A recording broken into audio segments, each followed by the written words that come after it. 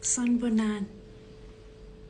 So we have all watched the Madanga Commission, the ad hoc committee, and we have seen how wealthy, powerful people behave. They wrong you, you take them to court, they use their deep pockets to throw you by the wayside. If you persist, they order a hit, they kill you. This is exactly how Standard Bank treated me.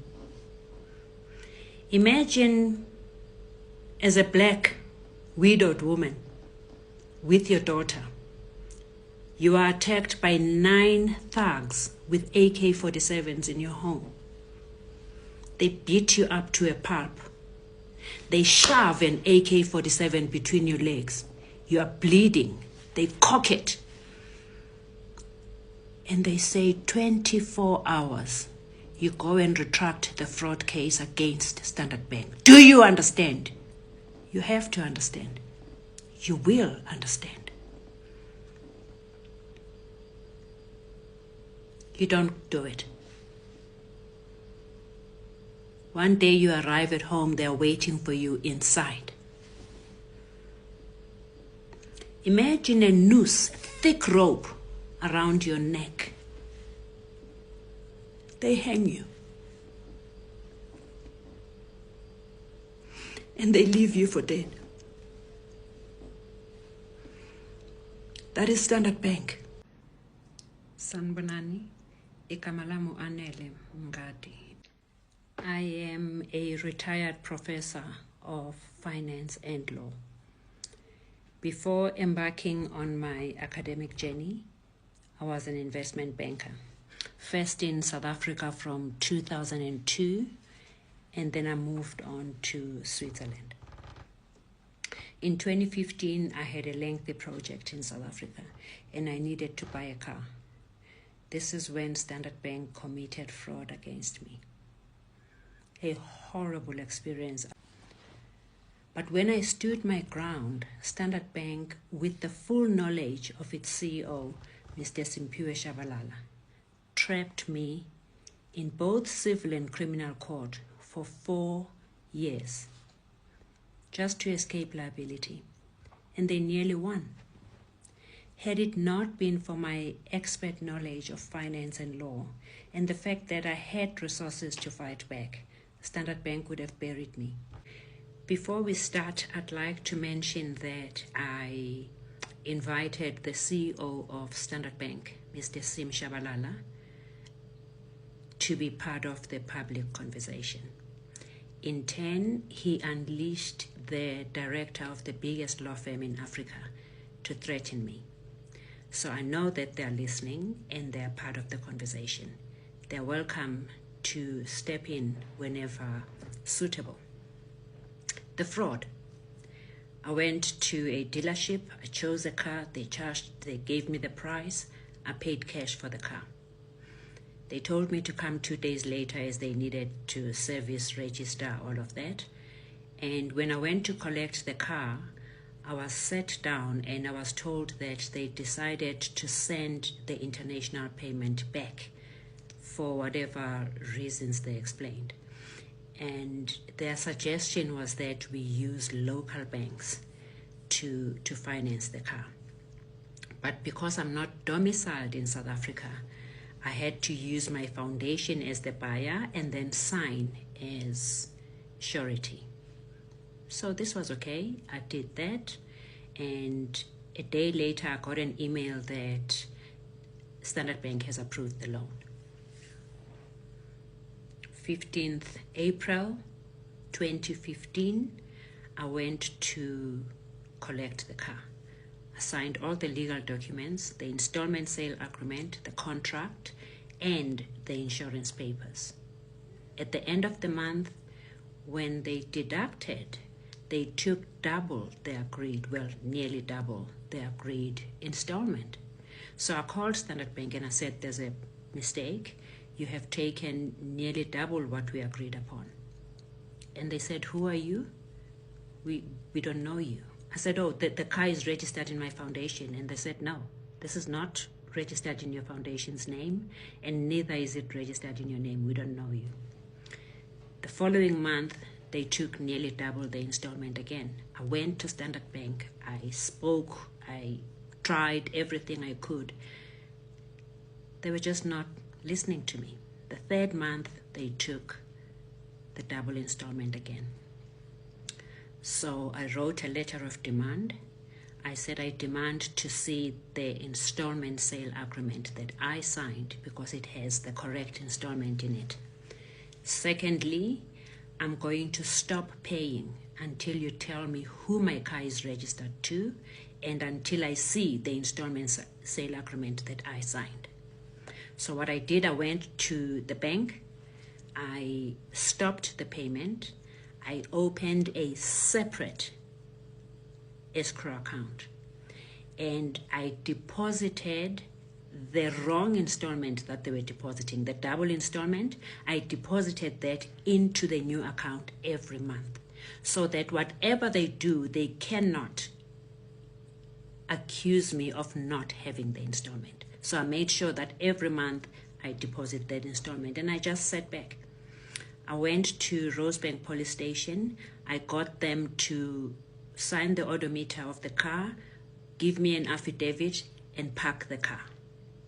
So I stopped using the car, I stopped paying, I bought a new car, and I waited for Standard Bank to come back. About 3 months later, they wrote a letter, but the letter was registered to my daughter. And in this letter, they were saying, you haven't paid your installments in 3 months. So we went to Standard Bank and we said, there's obviously a mistake. I don't know where my daughter fits in, but the car was bought by my foundation, which is the account that you were deducting from. And secondly, I signed as surety. My daughter comes from school. She's a student. She's never worked. I don't see how the bank could have financed a car worth millions to a child. That's where the fight started. Standard Bank then decided to go to court to go and fight for the return of the car. They rushed to court to apply to repossess my car. In their particulars of claim, they had to attach the installment sale agreement that I had been begging for months. And 8-9 months after the purchase of the car, for the first time, I saw a copy of the installment sale agreement.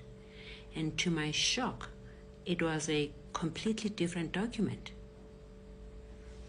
This one came from a dealership I have never dealt with. The contracting party was changed. The address did not exist. The employer did not exist. The engine number was changed. The chassis number was changed. The year of manufacturing for the car was made younger by 3 years. The price was highly inflated. The signature was forged. So this was so obvious that it didn't even worry me. I just thought Standard Bank is a juristic person. I'm not going to point fingers. I'll do the responsible thing. I'll go to Standard Bank. I will show them what the problem has been all along, and then we can sort it out. When I got to Standard Bank, they looked me in the eye and they said, this document is exactly the document that we approved your installment sale agreement on. It's the correct document. There's nothing wrong with it. They refused to listen to me. So I said, okay, then we go to court. They applied for default judgment. I defended the action. We got a date, got to court. We were on the roll. We waited all day to be called. Every case was called except us. Little did we know that Standard Bank, behind my back, went to some acting judge in the chambers and got the default judgment approved behind my back.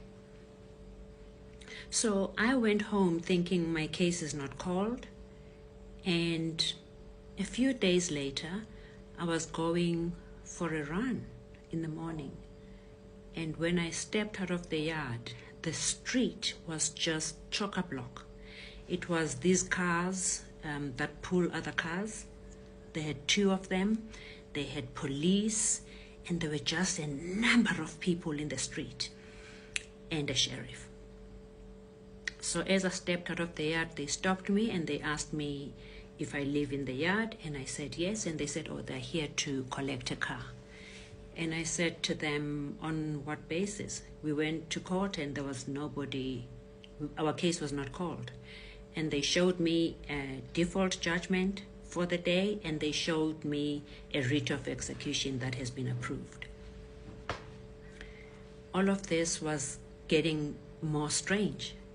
So I said to them, I'm not releasing the car. They can do whatever they want, and I went for my run. 10 kilometers later, I came back, they were waiting. I go for my run at 5 a.m. So they must have arrived there much earlier, because when I came out, they had parked outside. They were drinking coffee from their flasks. So I refused to give them the car. I had parked the car deliberately in a manner that even if I'm not there, no one can take it out.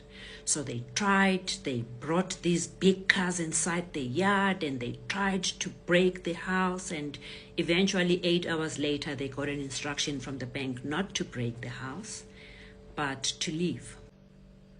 So on this particular day, I actually realized that maybe I'm in more trouble than I envisaged. I realized that I'm dealing with very unscrupulous characters. I had identified the fraud in the restructured installment sale agreement. Now I had just discovered a second fraud where they went to chambers to find an acting judge to fraudulently grant a default judgment whilst I'm sitting in court. So these were 2 very serious things. And then thirdly, they go and get the writ of execution. They come to my house at 4 o'clock in the morning with a squad. There were at least 20 policemen, and everybody was on the phone taking instructions. They were intimidating me. They were playing tricks. I just remained calm. I went to the house. I made them fresh pots of coffee. I gave them fresh scones. Then I went to my study to work. In preparation for the default judgment hearing, I had unpacked the installment sale agreement, alphabet by alphabet. And I had at least 20 points that were violations. So I was very ready for that. I knew exactly what was in the installment sale agreement. But on that day, I realized I need to look at something much higher than that. So the first thing I did was to look for the best PI, private investigator, because I wanted to understand what exactly is happening. I found a gentleman called Mr. Henry Kruger, who came from the Brixton Murder and Robbery Squad. He was recommended as a very, very meticulous private investigator. Secondly, I started preparing papers. I realized that there's an active writ of execution. So I prepared urgent papers to apply for a stay of that writ. Secondly, I prepared papers to rescind the default judgment that was granted fraudulently. Thirdly, I decided to write to the banking ombud, and I explained this entire story, adding my notes for the fraudulent installment sale agreement. Then after all those papers were ready, I then wrote a letter to Standard Bank. I addressed the letter to the head of risk and forensics. I offered myself and my daughter to be tested against the fraudulent installment sale agreement. I copied the banking ombud again. I copied joint CEOs, Mr. Ben Kruger and Mr. Sim Shabalala. I copied the head of vehicle finance. I copied the head of the fraud department. I copied all of them. And I sent the letter and I said, there is a problem. And I demand that the bank looks at this problem. I said, I understand that the CEOs have a fiduciary duty towards the bank, but this, I can invoke negligence if the CEOs are going to neglect this fraud. I'd like this fraud to be looked at, and I'm submitting myself and my daughter to be tested whichever way.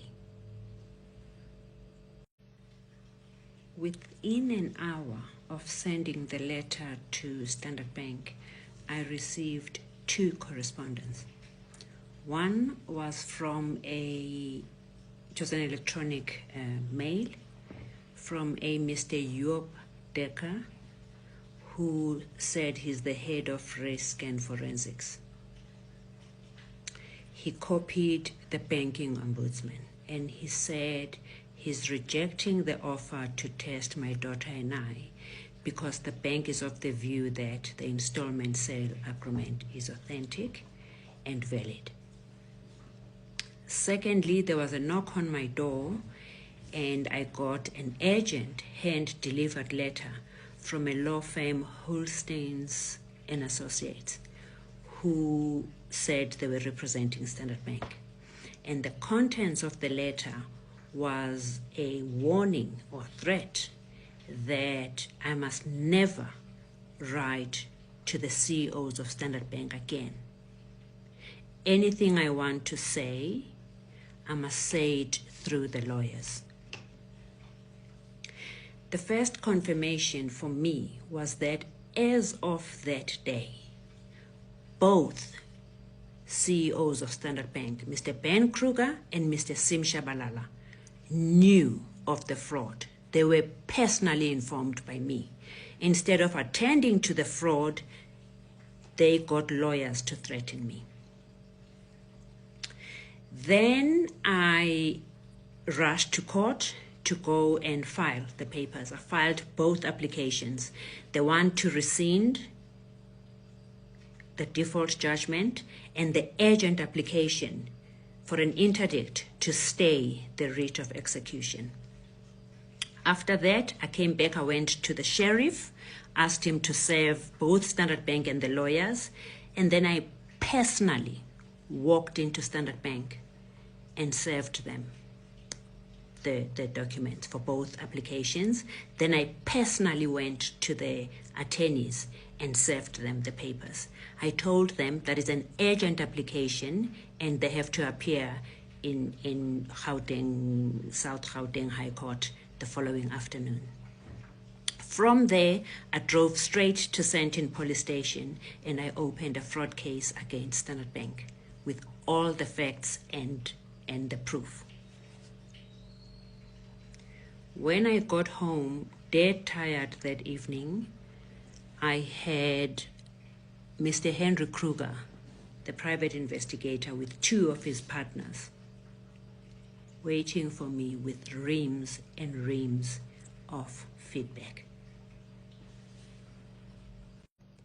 The private investigating team brought me the worst news.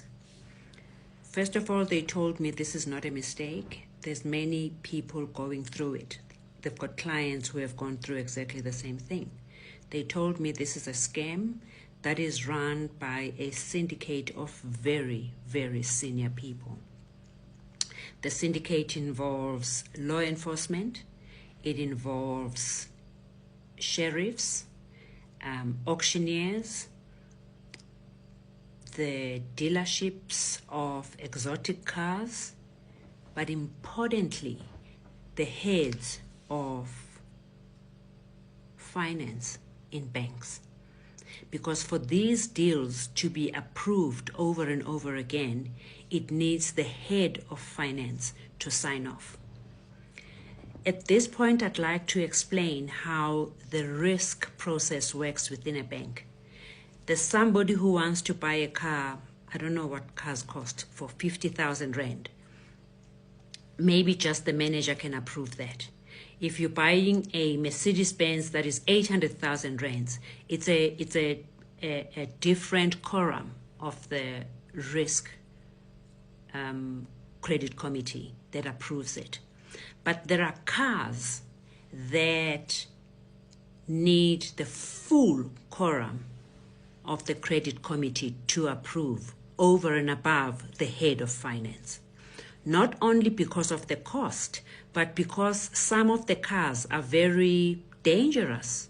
So they look at age, they look at how much do you earn, they look at do you have immovable property. You can't go and buy a car for 2, 3, 4, 5 million Rands if you don't even have a home. So they look at all of those things to see if you are stable enough to qualify for this. And there are cars that are not sold to people who are younger than a certain age. So they look at all of that scoring to qualify you. So the head of finance is very important for this level of cars because he has to put his final signature. Then they told me what has happened to my transaction exactly. This information was imperative for me to receive before going to attend agent court tomorrow. So I went to agent court. I presented everything I know. I presented how the National Credit Act has been violated. I presented the fact that I had asked for the installment sale agreement 12 times. I had all my emails and I had all the rejections. I had every piece of document. The judge was a very, very smart lady who asked me questions for 2 hours. She pierced me left, right, and center. And at the end, she said to me, I am satisfied that there's a possible alleged fraud here, and I'm going to grant the interdict to stay the writ of execution pending the rescission application to be heard. I left the court with my interdict and I came back home. I wrote a very strong letter to Standard Bank, and I still copied both CEOs. I copied every head of department, finance, fraud department, risk, forensics, and I copied the attorneys. And I said, now I know what is happening, and now I insist. This is not a matter of the courts. We are wasting courts' time and we are wasting money on legal fees. I actually said to them, if this case has to go through trial, by the time the case gets to trial, we would have bought 4 of these cars. That's how much the legal costs are going to cost. Whereas we can sit around the table and reconstruct my installment sale agreement the way it was. I pay the car off and then we part in peace. They refused, but I had my interdict to stay the writ of execution. Almost immediately after agent court and the interdict, I receive an unknown call from a male voice which has a very urgent tone. He's insisting to meet with me because he has a surprise for me. And I say, sir, I don't know you and I don't like surprises. Also, I'm out of the country. I'm not in South Africa, so I cannot meet with you. Can you tell me what this is about? And he says, okay, they have purchased the latest model of my vehicle for me as a gift. But in presenting it, there are terms and conditions. So I tell him I don't like freebies and I don't accept gifts from people I don't know. I don't need a car. I don't need anything. So I thank him profusely and I say, thank you very much for your kind gesture, but please don't worry about me. I'm good. About a day later, I'm on holiday now. About a day later, I receive a call from my butler in South Africa, and he says there were urgent papers served on him like a minute ago. And I asked him to read. Then I realized that Standard Bank is challenging the interdict. So I cancel everything, I fly back home, and I start preparing papers. The first problem with the papers is that they're only challenging my daughter. They're calling my daughter to court. My name doesn't appear anywhere, and the fight is against my daughter. So I do a joinder application to be enjoined as a party. I motivate why I'm supposed to be a party to this process. And then I respond to their papers. We file everything. We go to court. I think it's the 22nd of December 2016. This matter lasts for 3 days because Standard Bank thought it's just going to be a hit and run. They bring top lawyers and senior counsels. We've got no one. It's just my daughter and I. So we go, and my attitude that day is that I know Standard Bank has got deep pockets, but I have a brain, I have integrity, and I have all the evidence I need to prove my case. We get to court, they refuse to allow the judge to hear me. They put my daughter on the stand. They are grilling this child. They are tearing her into small pieces. At some point, I realized that, what is this? Like apartheid times. I'm being bullied for something, I've done nothing wrong, and I'm being bullied like this.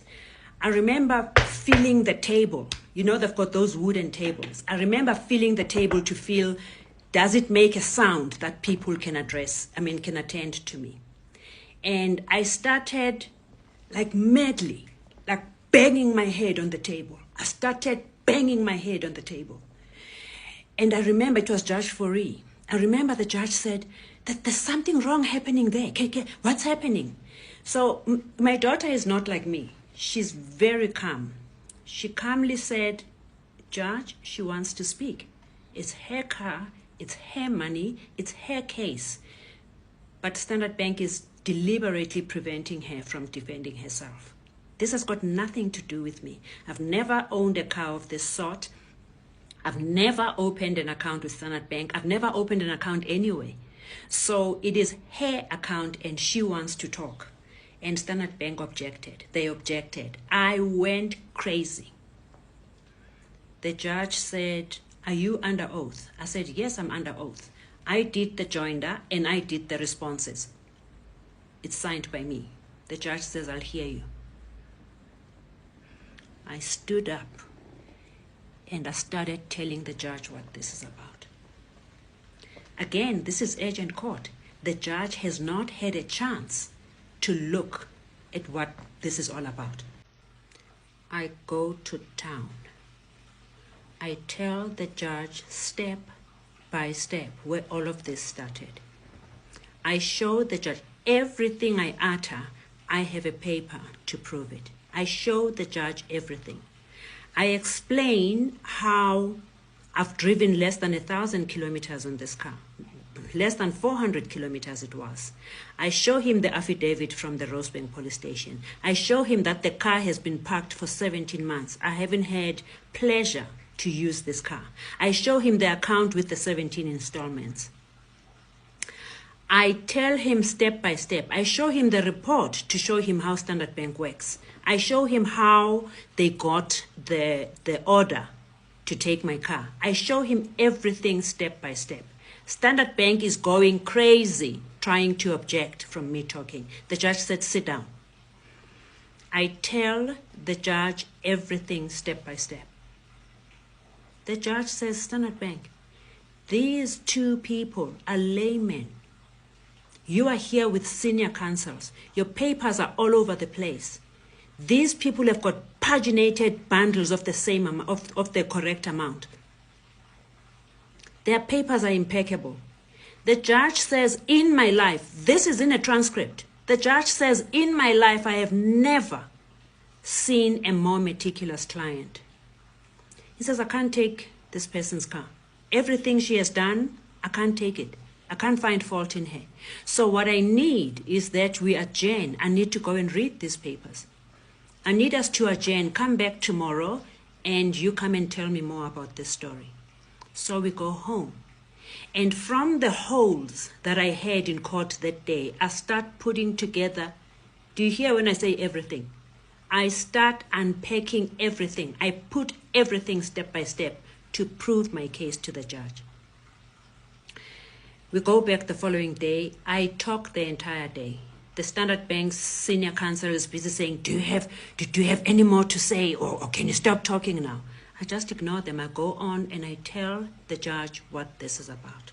The judge says, I'm sorry, I can't take this woman's car. Then my daughter asks to stand up and talk. My daughter says, first of all, here are the cases. This is not even an urgent matter.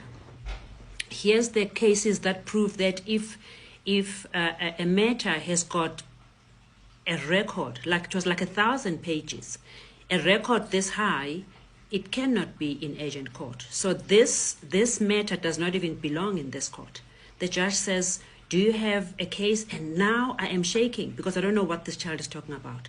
She produces a case. When I was sleeping, she was doing her own research. She produces all the cases that support what she's saying. And the judge says, that's it. I need time to go and read.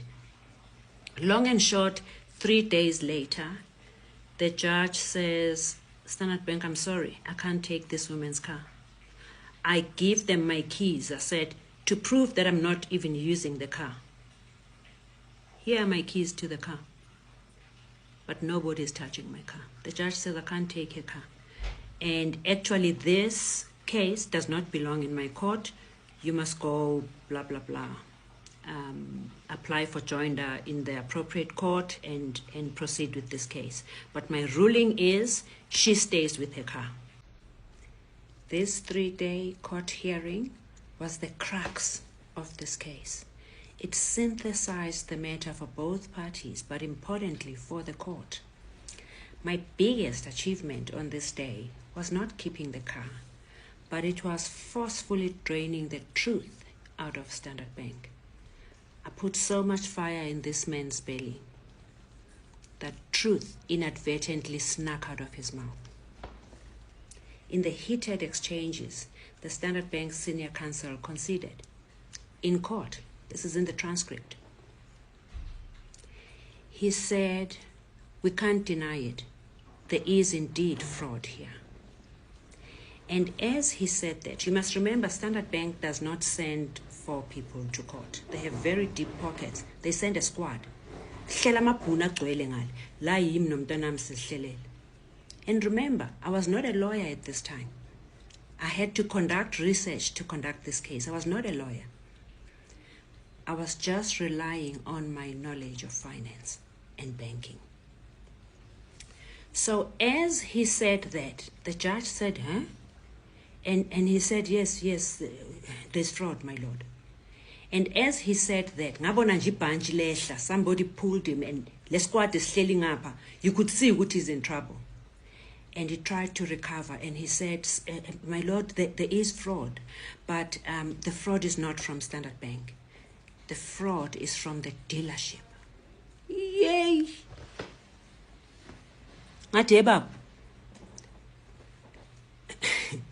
You know, I say this with humility, and I'm not going to mention all my qualifications, but let's just talk about the finance strand.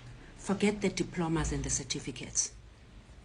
BCom Finance, BCom Honors, Financial Management, Masters in Commerce, Financial Management, Masters in Business Administration, Strategic Finance, Executive MBA, Strategic Finance, PhD Finance. And with all that knowledge, you come and tell me a dealership can commit fraud through a bank? I took the NATIS registration certificate of the car. I put it in front of him. And I said, bring your fraudulent installment sale agreement. Ngati, read the engine number. He read it. Ngati, read it here. It was different. Ngati, read the VIN number. Read it here. It was different. Read the year of the car. How can a car be born twice? Once 1 year and once 3 years later. Ngati, read this. Everything was changed. Ngati, the job of the biggest bank in the country, that is a financial provider to 20 million clients, they have a fiduciary duty to do things properly. The Vehicle Finance Department has a credit committee that is obliged to look at these things. You know, there's the National Credit Act where they have to look at a number of things to make sure that the person qualifies and there's no reckless lending. But there's also responsibility to the asset. Here's the difference I want to explain. You see, when you buy a house, you're going to pay it in 20 or 30 years. But the day that house is registered to your name, it is your house. A car is different. What happens is when they loan you the money to buy a car, the car remains in the ownership of the bank.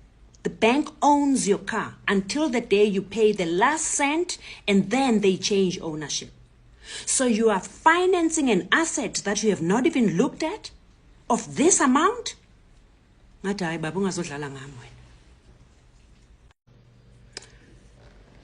now that fraud was established, I moved to the bank's complicity on deliberately defrauding unsuspecting clients.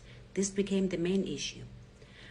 With 11 years banking experience, I confidently told the judge that the dealership can concoct all the fraud at once, but the ultimate decision to grant finance lies with the bank, and only after diligent credit assessment.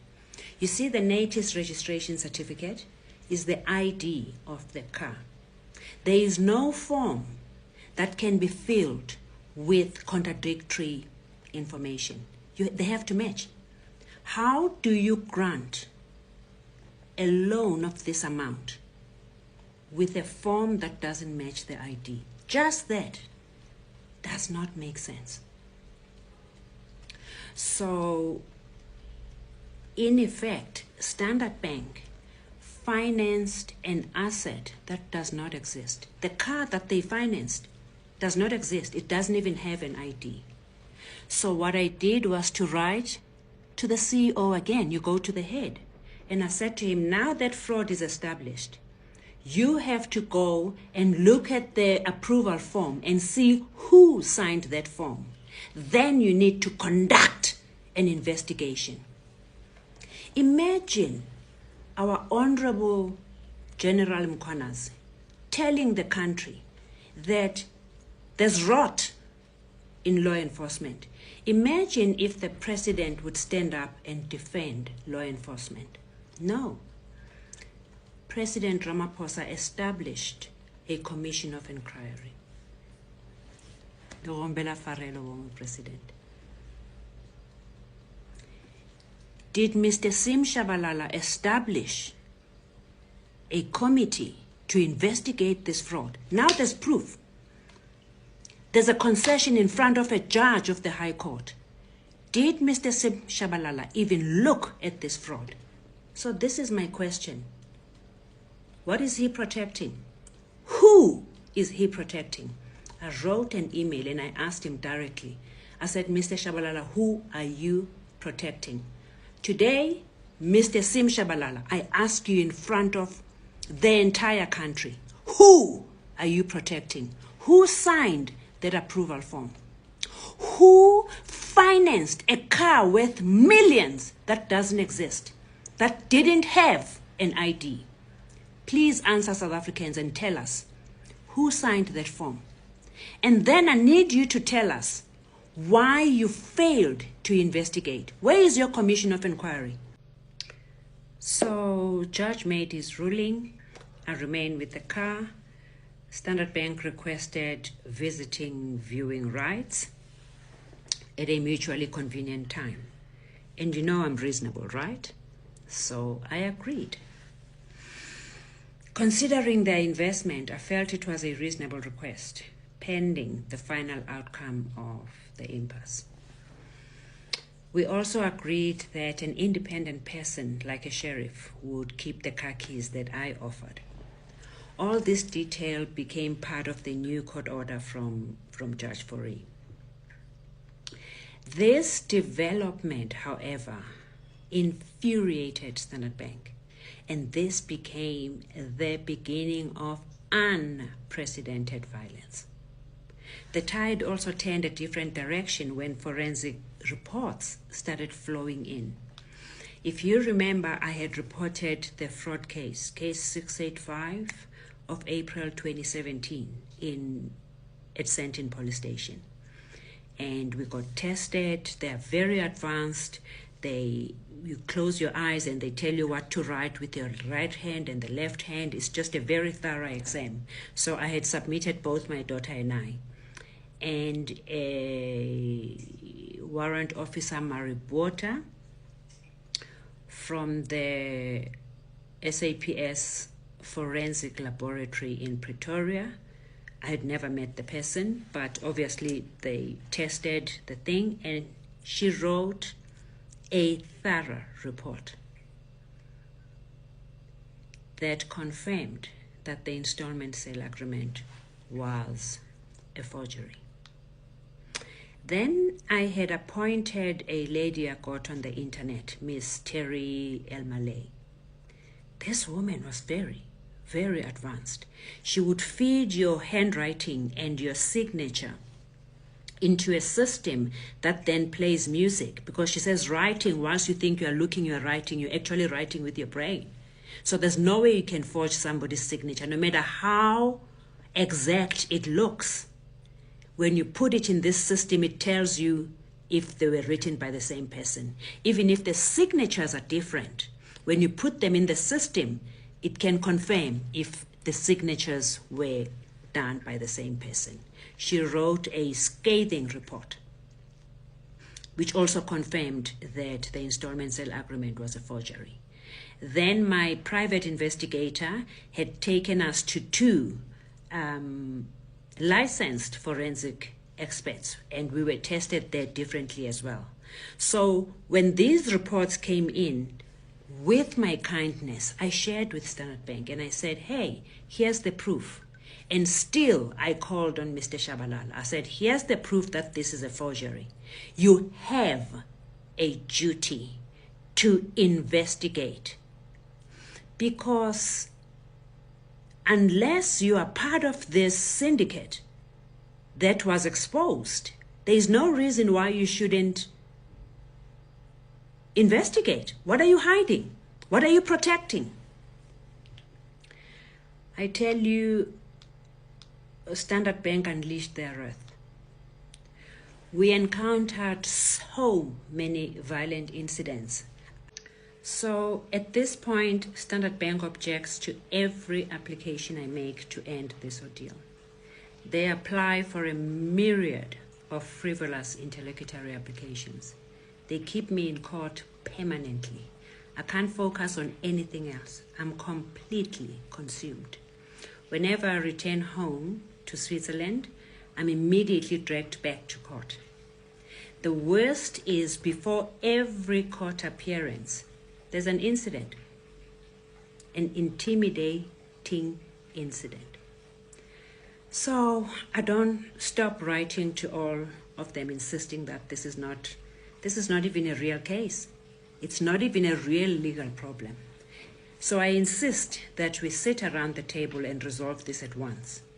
Once we reconstruct this thing, I can pay the balance and I can go back home and we end this thing.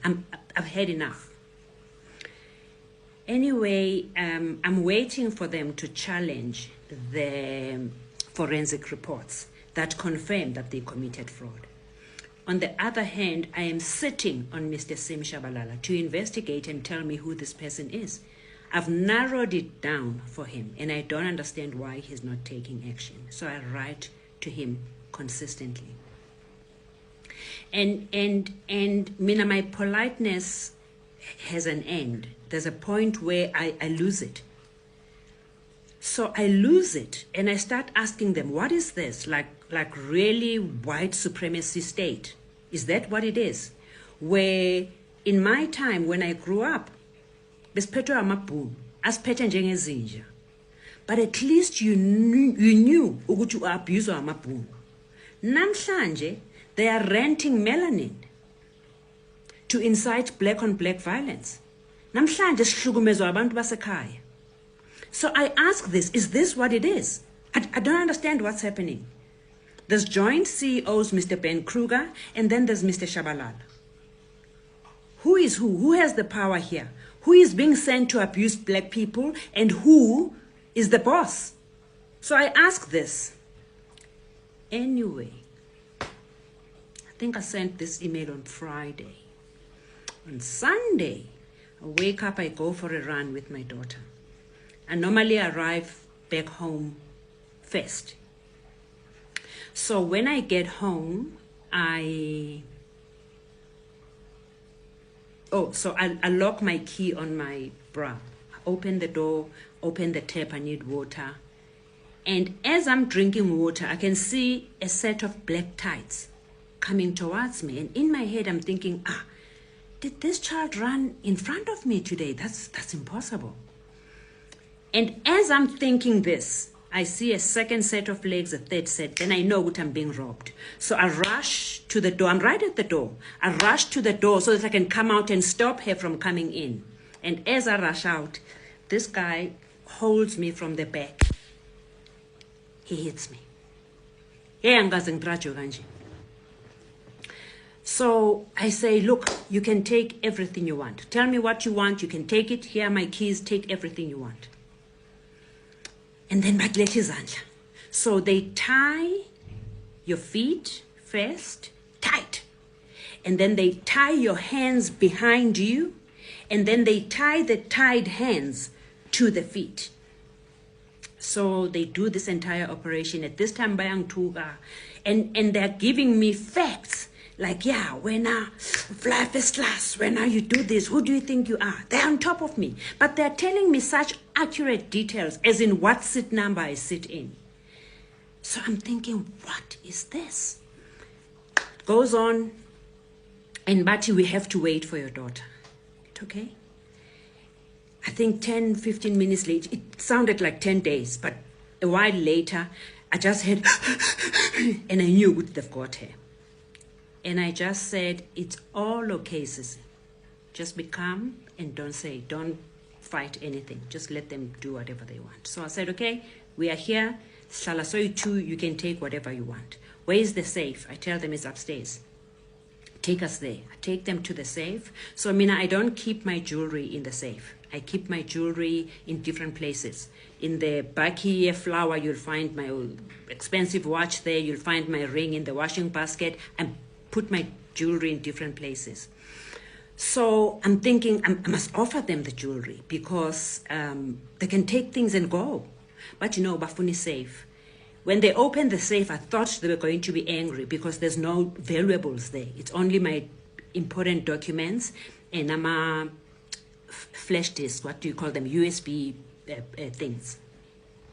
So I thought they were going to be upset to find this and not find diamonds. No, they open a bag and and they throw it in the bag. And I'm thinking, what the hell? Show us your study. I show them my study. So I'm meticulous with my documentation. My filing is very, very neat. They go. So I've got a block here, Standard Bank, with 16 files. All my files are white. They've got my age, ngaphandle, and then I label what file it is and what number it is. They take the entire 16 files and they throw it in their big bags. And I'm thinking, what? Anyway, they pack. This guy young shy. And so now I'm like a frog because so my hands at the back are tied to my legs. So they keep on beating. Need you with this guy, bruh. I just ran 10 kilograms. 10 kilometers, 10 kilograms. I just ran 10 kilometers. I'm thirsty. Don't untie me. Just open the tap so water can come into my mouth. Drags me to my bathroom, opens the tap, and I literally empty the tap. We come back. They want a second save. I don't have a second save. They want a second save. I know you won't believe me when I tell you, Uguti, for 4 hours I was being beaten up. I didn't know what this is about. Eventually, one guy, Uti, I need your discs. Need you what discs? At the camera discs. Camera discs. They're in the garage because I'm thinking like the camera is Sendlini, the CCTV. So that the cameras are in the garage. No, I want the discs. In my garage, I have a big wall of CDs. So everything is in the garage. Ati, let's go. Must be a garage. Told Linda Funari, told. What do you want? I want the files, the discs that have got the Standard Bank footage. Oh, you should have just said that. Back in my study. Go back to the study. I give them the files. And then he's threatening me. I am so angry by this time. I'm going to hit you. Need to be a man. Untie me. Untie me and I'll show you what beating somebody up is all about. This guy gets upset, takes me, throws me to the wall, but I hit my neck so badly that I actually passed out. So when I eventually come back, I notice under my armpit, I notice my daughter is naked. Yo. My heart leaves my body. So I'm asking this child ngesizulu. But labantwana be-ice cream, bacabanga ngesingisi. I ask her ngesizulu ngiphendula nge-English. So ngiyambuza ngithi kuye, awugqokanga, unqunu? Yes, they took my clothes off. They said they're going to rape me. And they answer. They obviously heard what she's saying. They say, we all have full-blown AIDS. When you hear her screaming, you must know that she's infected. My daughter says, Mother, I won't traumatize you. I won't scream.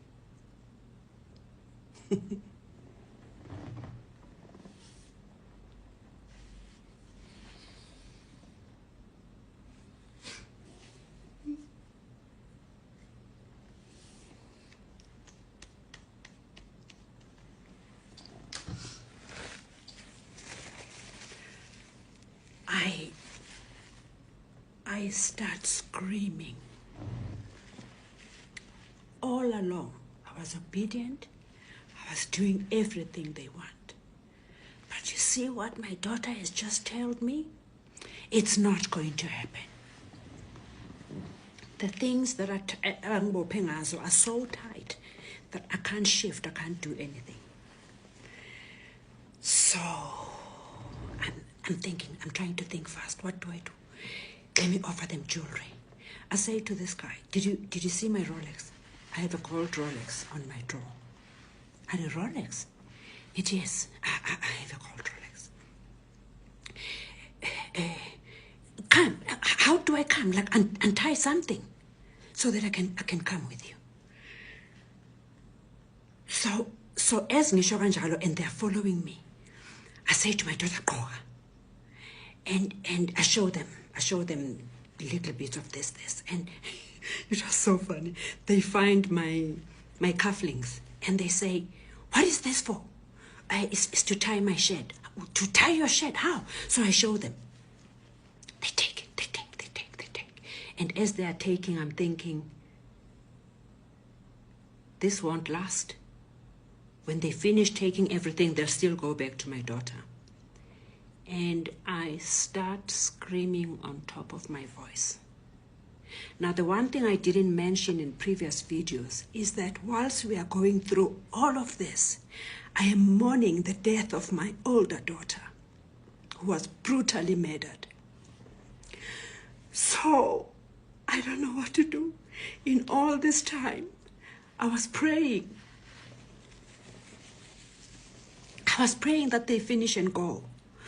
You know, the Bible verse says, God knows how many hairs you have in your head. He knows your needs before you speak. So I don't need to tell God, let these people go. He knows what I need.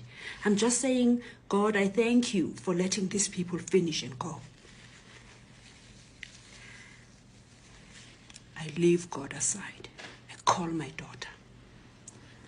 Mngadi!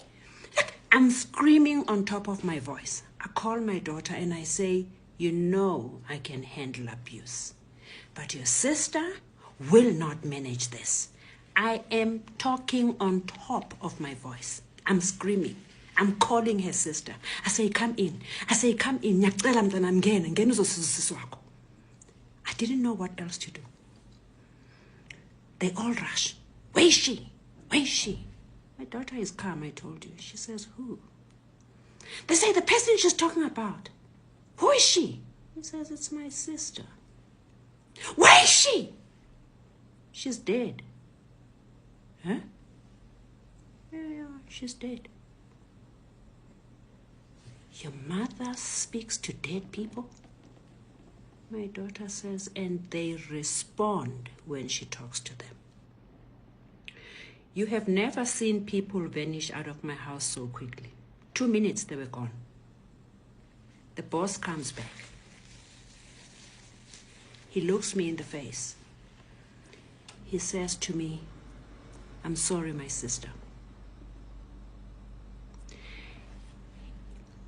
His eyes were so honest at this moment. When he said that, I actually received it. He said, I'm sorry. He said, I'm at work. I also have to feed my children. He said, this is a job I needed to be able to feed my children. He says, I'm very sorry I did this to you. He says, is there anything I can do? Maybe phone somebody to come and help you when we leave. I say, no, you can untie me. Just loosen my hands so that I can go find scissors and help myself. I still have a wound. You won't see it now, but the day you meet with me, you'll see it on the side. He yanks this thing open. No, it didn't open it, but it loosened it. But he yanks it and it goes straight into my bone. He yanks it open. He says, I'm sorry, my sister. I say, no problem. I know you won't believe me. But when he said sorry, I received it and I forgave him. He told me he's employed. He told me he needs to feed his children. I said, it's okay. In no time, start the motor, boom. So, in your bathroom, I take scissors, I cut myself, I cut these things, I cut my daughter. When I go to my study, I notice a long person, a man, lying on my floor. And I'm thinking they killed somebody. Because I didn't see this body before. But what had happened was, when my gate was open, they had put, because at the gate we have the guard house with a bathroom. So they had taken my guard and kept him there, put his head in the toilet. When I came, they lifted the head and they said, who is this? Is this the mother or the daughter? And he obviously said it's the mother. And then they phoned the house to say the mother is coming, and then they put the head down. When my daughter came in, they then took him to the house, tied, and then put him in my study. So I look at this and I say, it's my security. So he's tied, he can't speak. So we tremble, we take the phone, they've taken my computers, everything, we look for the phone, we phone the police, or we press the alarm or something, I don't remember how we called the police. The police arrive not so long from there. They take statements, they do everything. But I am injured. Thank God they didn't touch my daughter. They didn't even clap her. They didn't hurt her. They didn't do anything to her. The emotional trauma that followed this ordeal, I can never explain it. I've had rough moments. I've seen a lot of bad things. As we continue on this journey, you will learn how much I have suffered in my life. But I must tell you this was the most traumatizing experience of my life.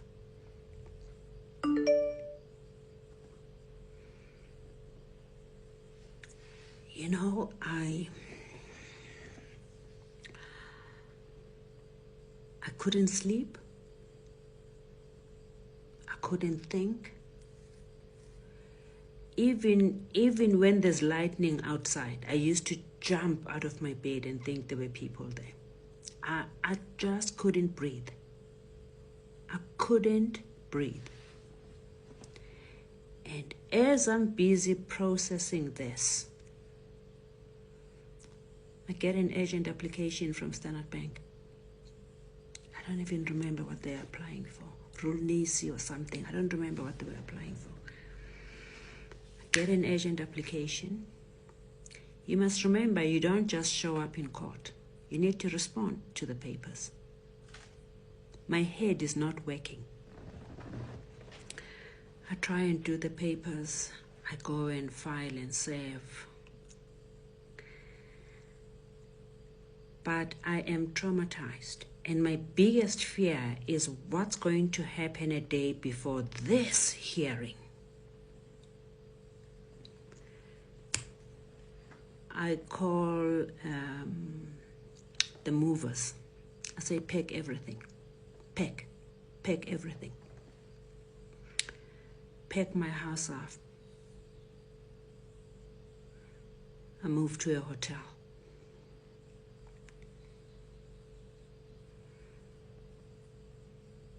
A day before this urgent hearing, we're at the hotel. I am finalizing the heads of argument. I'm putting things together, and my daughter says she's hungry. I say, order. So she orders our meals. The food comes. My stomach is knotted. I can't eat. My daughter is hungry. I ask her to eat. She eats. I'm busy doing the papers. I'm filing everything in order.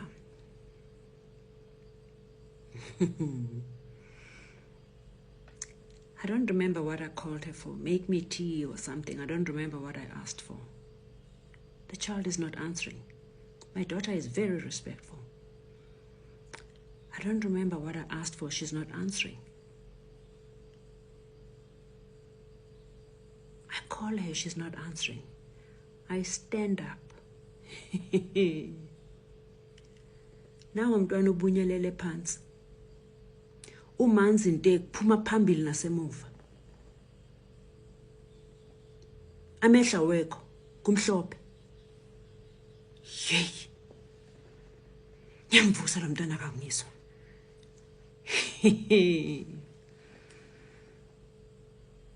In that state, I take my phone to try and call the ambulance.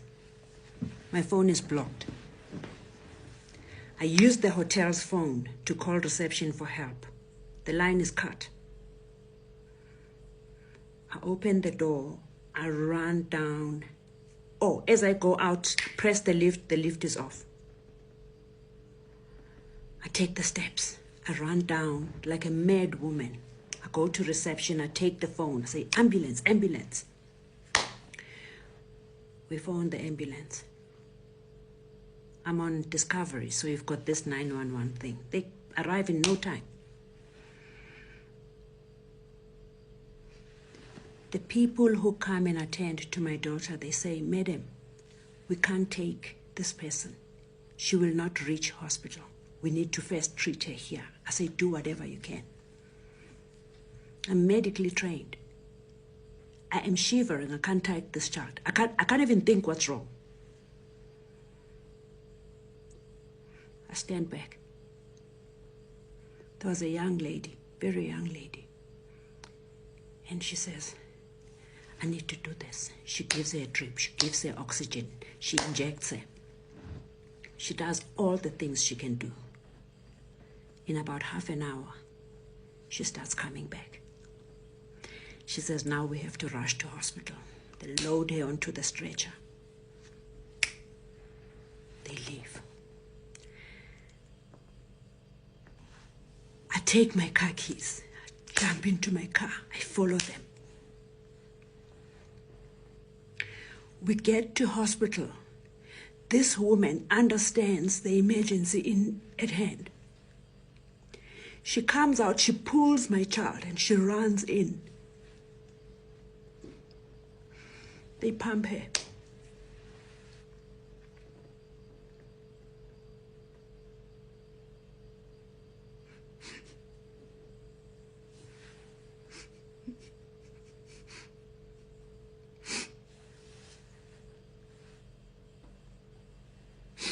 I go back to the hotel in the morning. It was about, I don't know, maybe 3 o'clock when all of this happened, or maybe 2 o'clock when the ambulance came. I go back to the hotel in the morning. I put together all her vomit. Everything she excreted, I put it into different buckets. I did not eat, so I take the food that I didn't eat, and I take all the waste that I collected. I run to a laboratory. I say to them, test everything and tell me what's in it. Will you believe me when I tell you that the poison in her vomit and her stool was the same poison in the food? Before I know it, it's time for court. If I don't arrive in court, they're going to grant an order in my absence. Who do you call at the time to go and stand for you in court? I leave my child in hospital, get into the car, drive to Pretoria. I walk in, I am a mess. I scream from the door, telling the judge what is happening. It was the kindest woman I had ever come across. As I walk in, the Standard Bank people are talking. They're addressing the people. Look, she's late. The judge flips. Didn't you hear? Her child is fighting for her life in hospital. Bangs the gavel. Cancel the entire thing. Go look after your daughter.